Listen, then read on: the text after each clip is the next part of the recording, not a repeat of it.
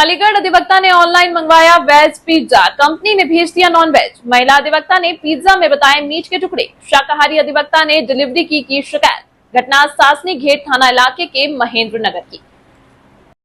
क्या नाम है आपका? मेरा नाम अधिवक्ता महगुप्ता है।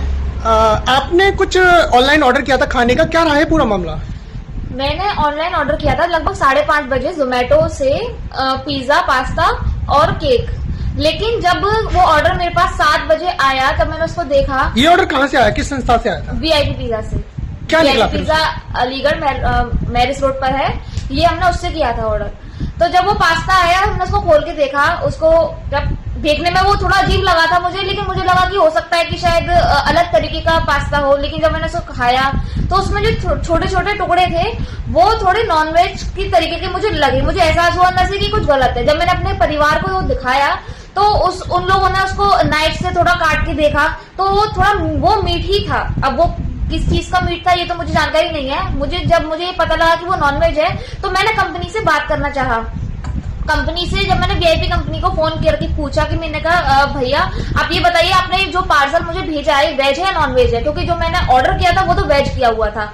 जब उन्होंने अपने शेफ से बात करी, कॉल पर ही, फोन लाइन पर ही रह करके उन्होंने शेफ से बात करी, तो उन्होंने कहा कि मैडम आप रुक जाइए, मैं कंफर्म कर रहा हूँ, हो सकता है ये नॉन वेज हो।